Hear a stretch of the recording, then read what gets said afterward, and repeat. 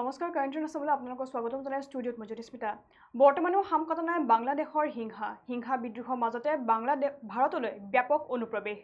ভাৰতত অবৈধভাৱে অনুপ্ৰৱেশ কৰাৰ চেষ্টা বাংলাদেশী নাগৰিকৰ। সীমান্তত BSFে আটক কৰিবলৈ ইতিমধ্যে সক্ষম হৈছে 11 জনকৈ বাংলাদেশীক। এই বিষয় সন্দৰ্ভত জনাই যাম সবিশেষ। বৰ্তমানেও সাম কটা নাই বাংলাদেশৰ পৰিস্থিতি। হিংসা বিদ্ৰোহৰ মাজতে ভাৰতলৈ ব্যাপক অনুপ্ৰৱেশ। ভাৰতত অবৈধভাৱে অনুপ্ৰৱেশ কৰাৰ চেষ্টা বাংলাদেশী নাগৰিকৰ।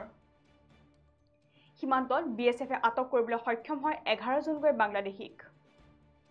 পশ্চিমবংগ, মেঘালয়, ত্ৰিপুৰা সীমান্তত আটক বাংলাদেশী নাগৰিকক। BSFৰ তৰফৰ পৰা সদৰি কৰা হৈছে এই তথ্য। আনহাতে মুম্বাইতো ইতিমধ্যে আটক কৰিবলৈ সক্ষম হৈছে বাংলাদেশী নাগৰিকক।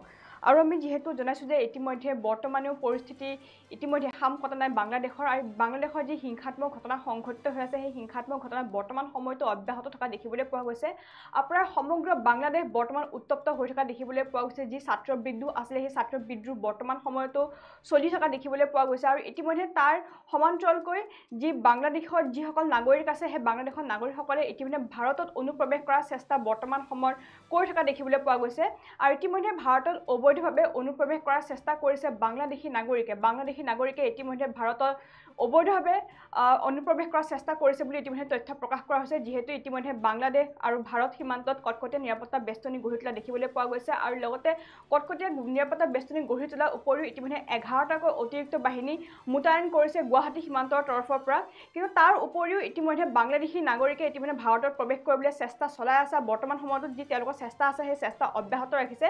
কিন্তু তাৰ সমান্তৰালকৈ BSFৰ জোৱানসকলেও ইতিমধ্যে কটকটীয়া নিৰাপত্তা বেষ্টনী যিহেতু গঢ়ি তুলিছে সীমান্তত আৰু তাৰ পৰিপ্ৰেক্ষিতত ইতিমধ্যে BSFৰ জোৱানসকলে 11 জনকৈ বাংলাদেশী বৰ্তমান সময়ত কৰায়ত্ব কৰিবলৈ সক্ষম হৈছে। এই 11 গৰাকী বাংলাদেশী ইতিমধ্যে অবৈধভাৱে ভাৰতত অনুপ্ৰৱেশ কৰিবলৈ চেষ্টা কৰিছিলে আৰু সেই অনুপ্ৰৱেশ কৰি থকাৰ সময়তে অৰ্থাৎ সেই চেষ্টা তেওঁলোকে চলোৱাৰ সময়তে BSF জোৱানসকলে তেওঁলোকক আটক কৰিবলৈ সক্ষম হয় আৰু এজন দুজন নহয় সৰ্বমুঠ 11 জনকৈ বাংলাদেশীক ইতিমধ্যে BSFৰ জোৱানসকলে আটক কৰিবলৈ ইতিমধ্যে সক্ষম হৈছে।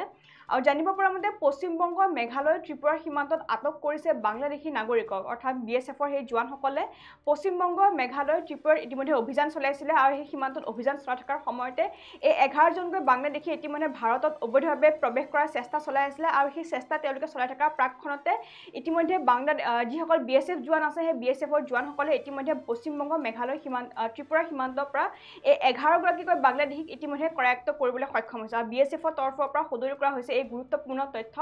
আনহাতে নবী মুম্বাইতো ইতিমধ্যে আটক কৰিবলৈ সক্ষম হৈছে বাংলাদেশী নাগৰিকক অকল পশ্চিমবংগ, মেঘালয়, ত্ৰিপুৰা সীমান্ততে নহয় ইতিমধ্যে মুম্বাইতো ইতিমধ্যে কেইবা বাংলাদেশী নাগৰিকক ইতিমধ্যে আটক কৰিবলৈ সক্ষম হৈছে। 4 গৰাকীকৈ বাংলাদেশী নাগৰিকক ইতিমধ্যে আটক কৰিবলৈ সক্ষম হৈছে। তাৰে ভিতৰত ইয়াৰে এই 4 গৰাকীৰ ভিতৰত 2 গৰাকী মহিলা আছে বুলি বৰ্তমান সময়ত জানিব পৰা গৈছে আৰু সম্প্ৰতি তেওঁলোক আৰক্ষী জিম্মাত আছে বৰ্তমান সময়ত।